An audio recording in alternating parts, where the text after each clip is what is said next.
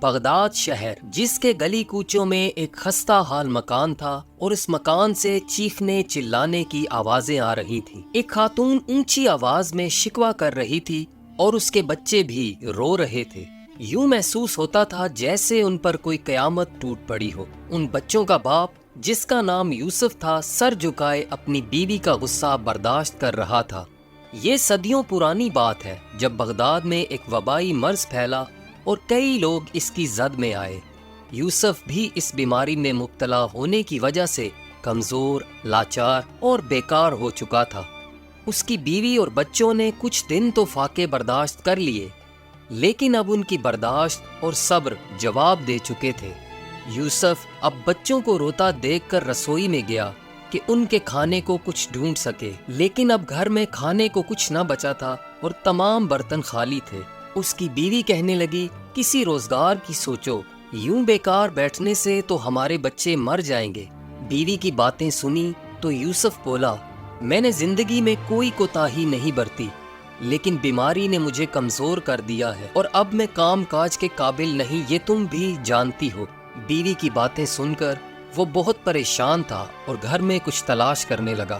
آخر اس نے ایک لمبی رسی تلاش کر لی اور کہنے لگا، میں اس رسی کو بیچ کر آتا ہوں تاکہ بچوں کے لیے کچھ کھانے پینے کا انتظام کر سکوں۔ یوسف کی باتیں سنی تو بیوی نے کہا، آج تو کھا لیں گے، کل کیا کریں گے؟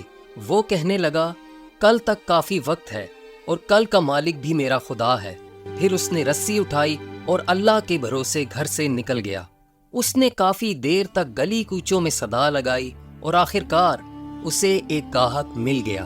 گاہک نے رسی کو دیکھا اور کہا، میں اس رسی کے بدلے تمہیں 1 دینار دے سکتا ہوں۔ یوسف کہنے لگا، اس کی قیمت 1 دینار سے زیادہ ہے، چند ہی سال پہلے میں نے زیادہ قیمت سے خریدی تھی۔ اب گاہک سمجھ چکا تھا کہ یوسف اپنی کسی ضرورت کے تحت رسی فروخت کرنا چاہتا ہے، اس لیے کہنے لگا، میں نے جو قیمت لگائی ہے وہی مناسب ہے، اگر فروخت کرنا چاہتے ہو تو رسی میرے حوالے کرو اور 1 دینار لے لو، ورنہ جاؤ کوئی دوسرا گاہک تلاش کرو۔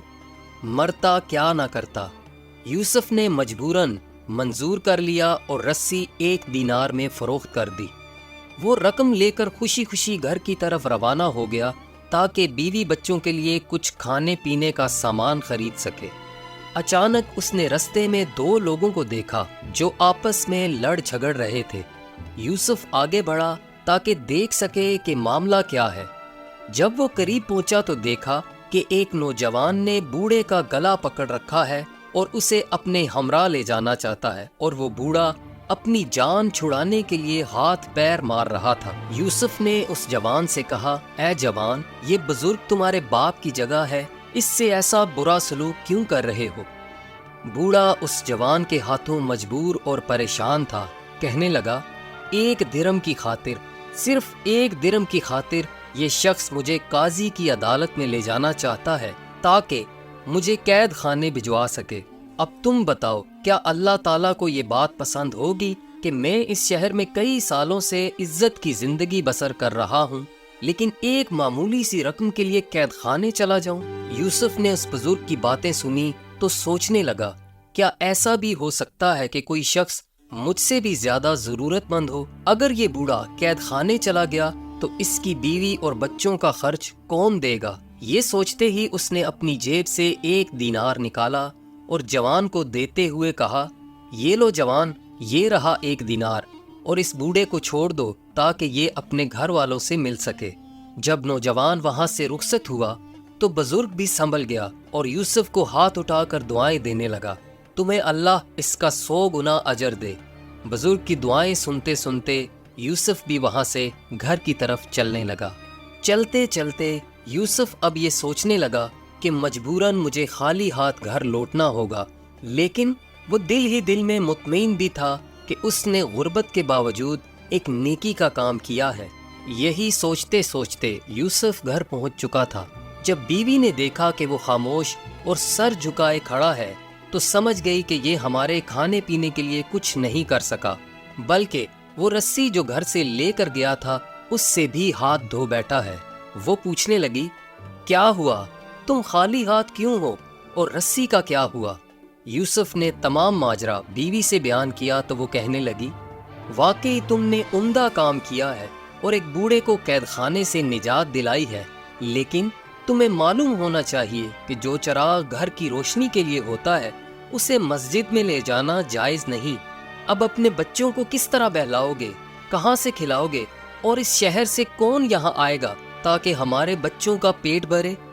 وہ کہنے لگا، تم درست کہتی ہو، میں تمہاری باتیں تسلیم کرتا ہوں، لیکن وہ بوڑھا ہم سے زیادہ مصیبت کا مارا تھا۔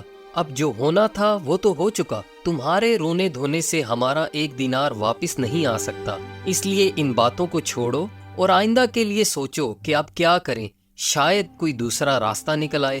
وہ جانتا تھا کہ اس کی بیوی کی باتیں کڑوی ضرور ہیں لیکن درست ہیں، اس لیے سوچنے لگا کہ کیا کرے اور کیا نہ کرے۔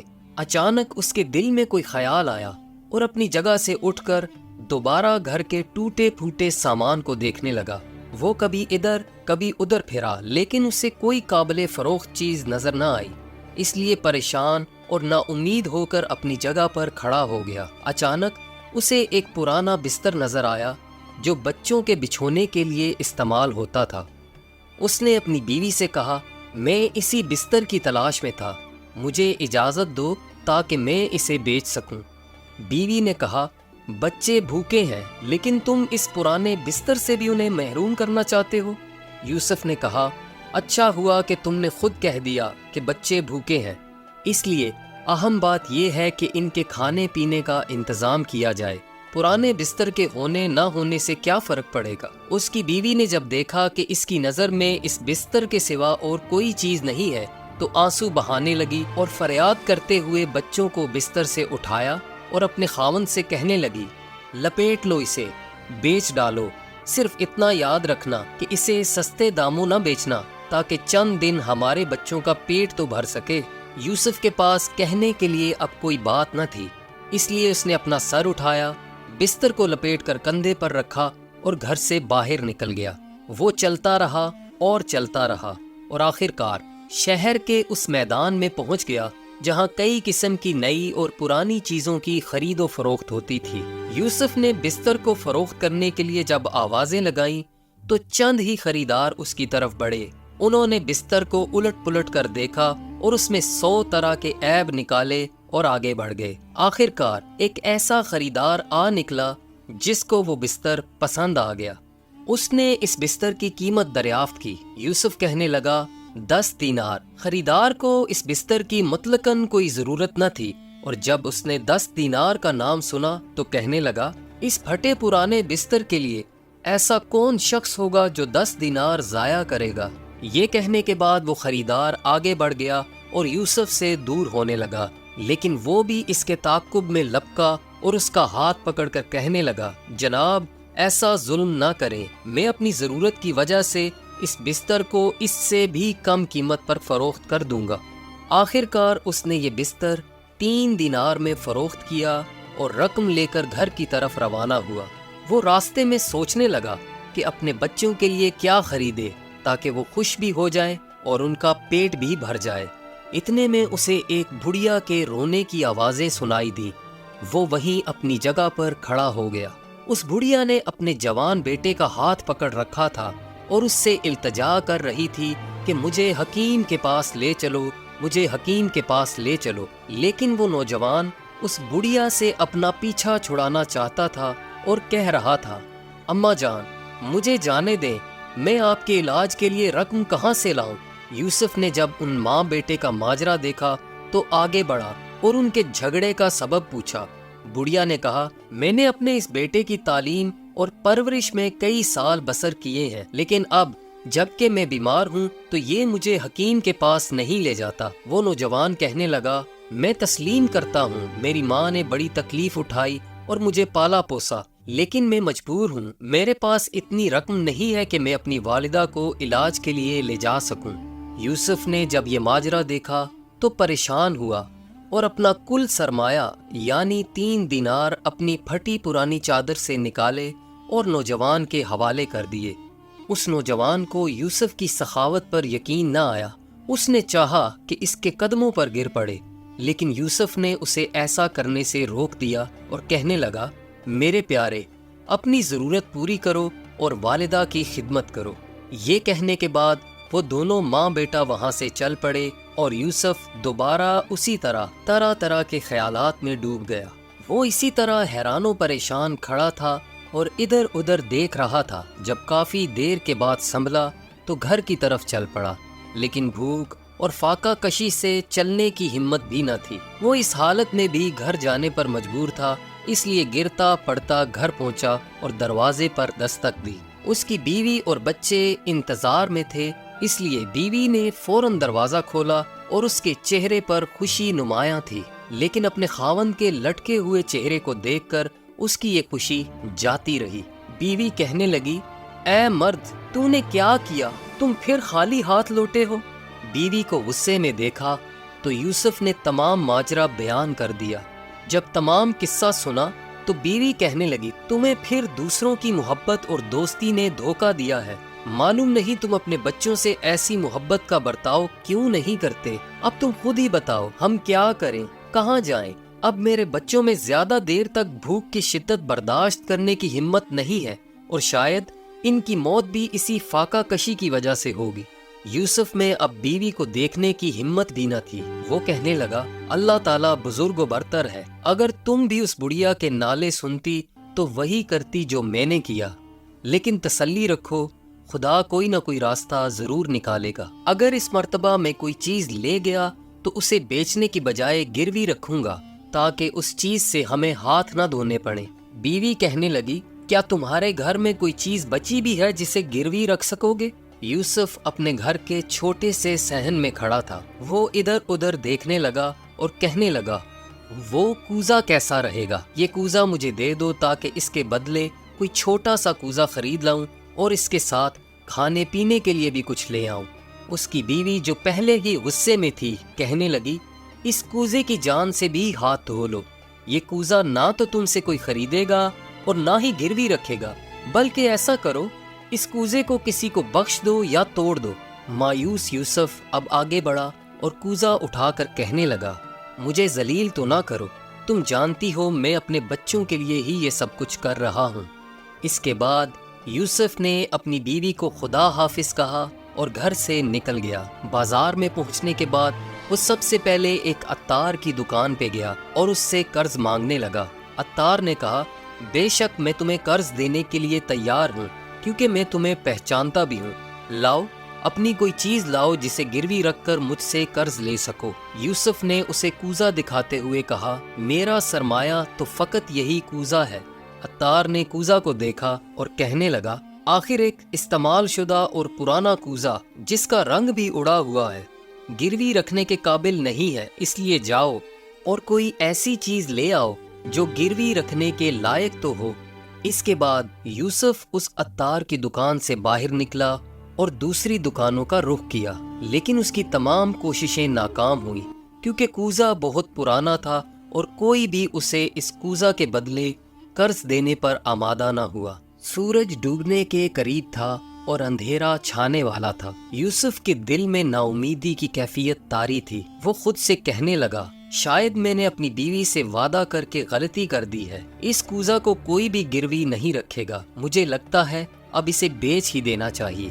اس نے ارادہ کیا اور واپس پلٹا اور خریداروں کو بلانے اور کوزہ فروخت کرنے کی آوازیں لگاتا رہا، اس لیے کہ یہی کوزہ اس کی آخری امید تھی اور اس کی خواہش تھی کہ اسے ہر قیمت پر فروخت کرے تاکہ اس کے بیوی بچے کم از کم ایک وقت کے کھانے سے محروم نہ رہیں۔ لیکن اس کی بدقسمتی کہ کوئی بھی خریدار نہ ملا۔ سورج اب مکمل غروب ہو چکا تھا اور اندھیرا چھا چکا تھا، اس لیے وہ تھکا ہارا گلی کوچوں میں اکیلا رہ گیا۔ پھر وہ ایک مدھم سی روشنی کے سامنے بیٹھ گیا جو ایک مکان کی کھڑکی سے چمک رہی تھی۔ وہ کافی دیر بیٹھا رہا اور سوچتا رہا کہ اس حالت میں کیسے گھر جائے اور بیوی بچوں کو کیا جواب دے۔